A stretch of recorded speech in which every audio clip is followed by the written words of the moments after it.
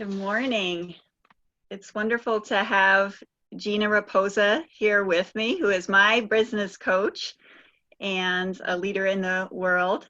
And she is doing a chapter in our book, The Great Pause, Blessings and Wisdom from COVID-19. So Gina, it's so great to have you here today.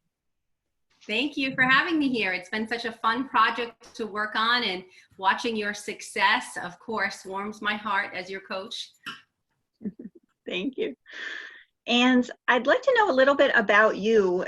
Can you share a little bit with our listeners about you, your work, where you live, and how you were impacted by COVID-19? So I live in Wethersfield, Connecticut. I'm actually a former chef, which you may or may not know. I was a chef until I was 40, and then I went through this wavering phase of 5 years. What do I want to do when I grow up? Kind of a thing, which a lot of my clients coincidentally go through.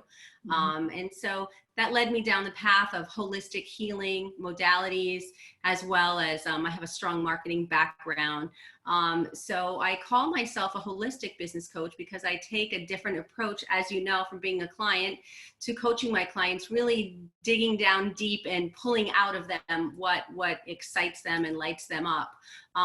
So during this crazy time we're in with this pandemic, not only did I have to take a deep dive into my own business, but I had to do it over a dozen times with various clients, having to help them pivot and take a look at what they're offering, who they're serving, and how can they change that to meet people where they're at.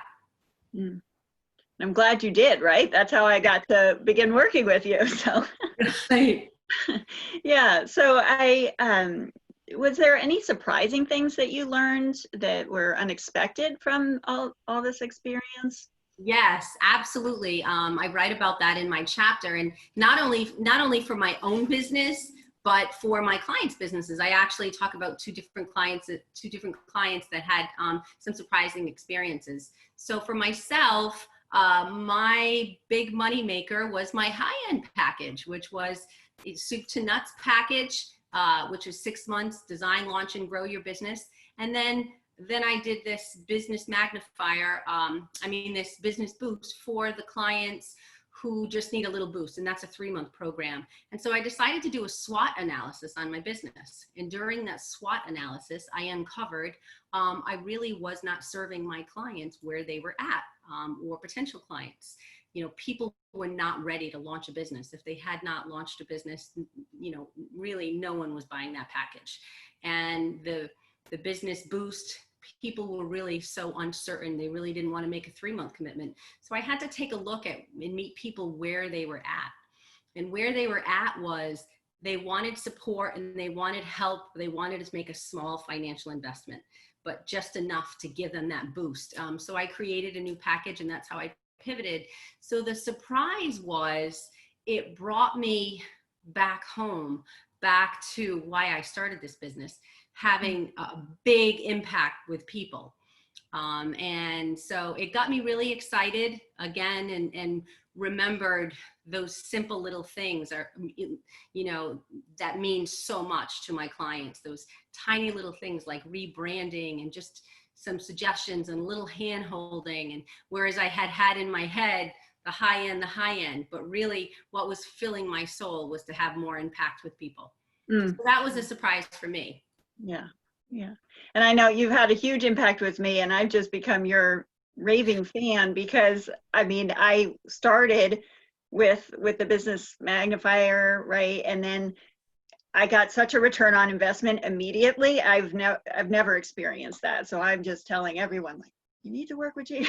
And I appreciate that. Right.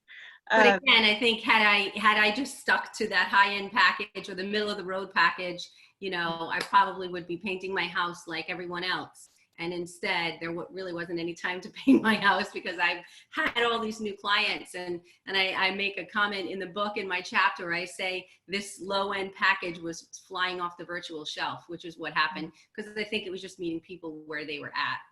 And because you kind of you did that deep dive for yourself that you expect of your clients, you know, you did that SWOT analysis, you looked at what was really needed in the marketplace and for you and for your business, and were willing to pivot, right? A lot of people aren't, or they're too scared, or there's all these reasons.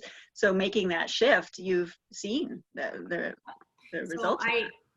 So I'm really excited about this project because I can't wait to read everyone else's stories about, you know, their miracles and how it affected you. And again, it's, you know, 90-10. Life is, you know, 10% what happens to you and 90% how you react to it. I know you love quotes because you wrote a book about them and I love it. I look forward to your love note every day, but that's one of my favorite quotes. And I believe that's what it's all about is, you know, finding the silver lining. And for so many people, it was being able to spend more time with the people they love and really taking a look and, you know, analyzing where they spend their money and what they want to do and, you know, all of that stuff. So I can't wait to hear everyone else's perspectives.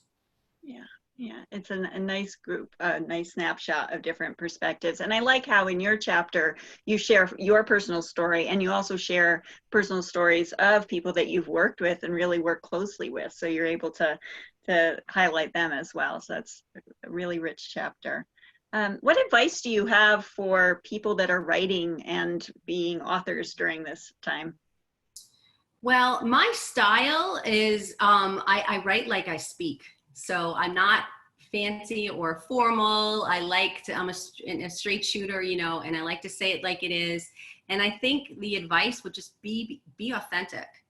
Just like you show up in your business every day, being authentic, you know, being comfortable in your own skin. Think about that the same way. If you try to write with fancy words and that's not how you speak, it's just going to come across as so fake and so phony. So that's my advice. And this is the second compilation book I'm fortunately lucky enough to be a part of. And when I wrote my chapter, the other book was on branding. I did the same thing. And even as you know, as I coach, it's just be you, be authentically you.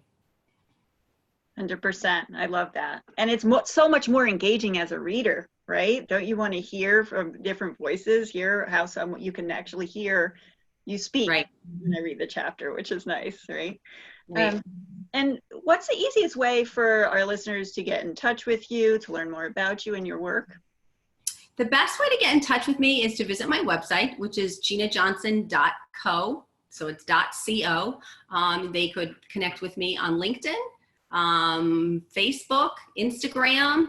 And, you know, I have a complimentary discovery call and I would love to have a life-changing conversation with anyone who is open to hearing some suggestions. And I love to give and to share. So in that complimentary conversation, if I can help you and give you some tidbits, it makes me happy.